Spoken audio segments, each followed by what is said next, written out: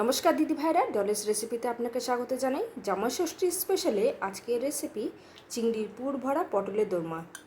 দেখুন, এরকম একটা পিস যদি জামাইয়ের পাতে থাকে তাহলে কিন্তু খাওয়াটা একেবারে জমে যায়। তাহলে চলুন এই রেসিপিটা কিভাবে বানাতে হয় আমরা একটু দেখে নিই।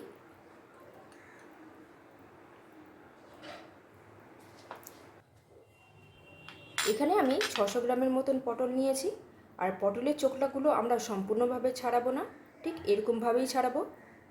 এরকমভাবে ছাড়ালে দেখতেও সুন্দর লাগে। আর দেখুন, পটলের মুখগুলো কিন্তু আমরা কেটে নেব 1 ইঞ্চির মতন করে। আর পটলের মুখগুলো আমরা রেখে দেবো, এটা পরে আমাদের কাজে লাগবে।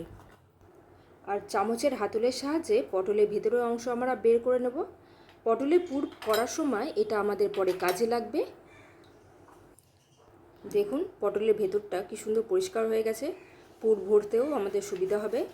এইভাবে এক এক করে আমরা পটলগুলো কেটে নেব আর চামচের সাহায্যে পটলের ভেতরের অংশগুলো পরিষ্কার করে নেব। এরপর আমরা একটা মশলা বানিয়ে নেব। এখানে আমি পোস্ত নিয়েছি 50 গ্রামের মতন, আর নিয়েছি 2টো কাঁচা লঙ্কা, এটা আমরা একসাথে বেটে নেব। এরপর পটলের মধ্যে দেব 2 চামচের মতো হলুদ, দেব নুন, দিয়ে ভালো করে মেখে নেব।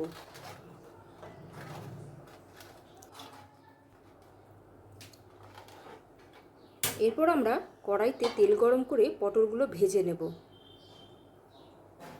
এখানে আমি 6 থেকে 7 চামচের মতন তেল নিয়েছি। আর পটলগুলো কিন্তু বেশি ভাজবো না, যদি বেশি ভাজেন তাহলে কিন্তু পটলগুলো নেতিয়ে যাবে, তাহলে পুর ভরতেও আমাদের অসুবিধা হবে। এখানে আমি 2 মিনিটের মতন পটলগুলো নেড়ে চেড়ে ভেজে নিয়েছি। এরপর ওই তেলের মধ্যেই আমরা ভেজে নেব চিংড়ি মাছ। এখানে আমি চিংড়ি মাছ নিয়েছি 300 গ্রামের মতন। এই চিংড়ি মাছ দিয়েই আমাদের কিন্তু আসল পুরটা হবে। চিংড়ি মাছ যতক্ষণে ভাজা হচ্ছে ততক্ষণে আমরা একটা পেস্ট বানিয়ে নেব। এখানে আমি মাঝারি মাপের 2টো টমেটো নিয়েছি। এই টমেটোগুলো টুকরো করে আমরা পেস্ট বানিয়ে নেব। তার সঙ্গে নেব আদা। এখানে আমি 3 টুকরো আদা নিয়েছি 1 ইঞ্চি করে। আর দেব হচ্ছে 2 থেকে 3টে কাঁচা লঙ্কা। আপনারা যে যেমন ঝাল পছন্দ করেন তেমনই নেবেন। এদিকে আমাদের চিংড়ি মাছটাও ভাজা হয়ে গেছে।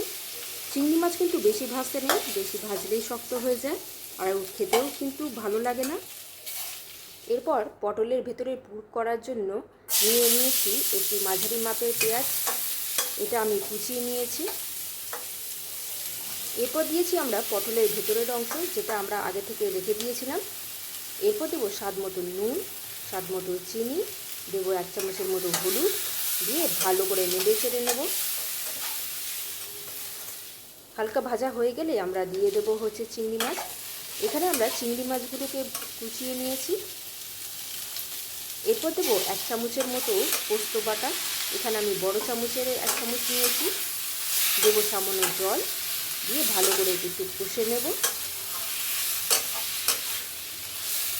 পেঁয়াজগুলো কিন্তু বেশি ভাজবেন না, বেশি ভাজলে কিন্তু পেঁয়াজগুলো নরম হয়ে যাবে আর খেতেও ভালো লাগবে না। এরপর আমরা পটলের ভেতরের অংশে পুর ভরে নেব। পুর ভরা হয়ে গেলেই দেখুন, আমরা পটলের মুখগুলোকে আলাদা করে কেটে রেখেছিলাম, সেটা আমরা ঢাকনা হিসেবে ব্যবহার করব। আর একটা টুথপিকের সাহায্যে ওটাকে আটকে দেব। এতে পটলের ভেতরের পুরগুলো বের হয়ে আসবে না যখনই আমরা এটা ঝোলের মধ্যে দেব। দেখুন কত সুন্দর আটকে গেছে। এরপর আমরা পরপর একইভাবে পটলে পুর ভরে নেব আর টুথপিকের সাহায্যে পটলের মুখগুলো বন্ধ করে দেব। পটলের সিজন যখনই আসে এই রেসিপিটা কিন্তু আমাদের বাড়িতে হবেই। শুধু তাই নয়, দই পটল, পটল পোস্ত, পটল মালাইকারি, আর হ্যাঁ, আপনারা যে পটল মালাইকারি এত পছন্দ করবেন আমরা তা আশা করিনি। আশা করছি পটলের আরও রেসিপি আপনাদের সাথে শেয়ার করতে। এরপর আমরা গ্রেভি বানিয়ে নেব।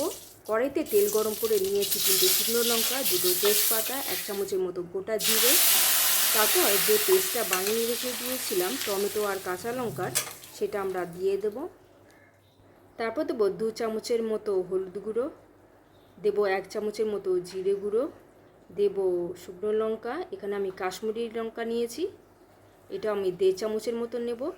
দেব স্বাদ মতো নুন, দেব স্বাদ মতো চিনি, দিয়ে ভালো করে নেড়ে চেড়ে নেব। দেখুন কত সুন্দর রঙটা এসেছে।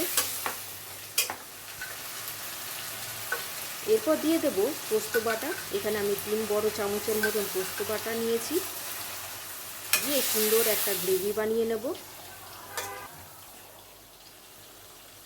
এরপর আমরা দিয়ে দেব জল। দেখুন তেলটাও ছেড়ে এসেছে, তার মানে আমাদের মশলাটা ভালো করে কষানো হয়েছে। এরপর দিয়ে দেব আমাদের পটল। দেখুন লাল সবুজের কত সুন্দর কম্বিনেশন। শুধু তাই নয়, গন্ধও কিন্তু সুন্দর এসেছে। গরম গরম ভাত কিংবা পোলাওয়ের সাথে পরিবেশন করুন চিংড়ির পুর ভরা পটলের দোরমা। আর হ্যাঁ, আমাদের রান্না যদি আপনাদের ভালো লাগে, ডলিস রেসিপি চ্যানেলটি অবশ্যই সাবস্ক্রাইব করবেন। দেখা হচ্ছে পরবর্তী রান্নাতে। আপনারা ভালো থাকবেন, সুস্থ থাকবেন। আজকের মতো আসি তাহলে।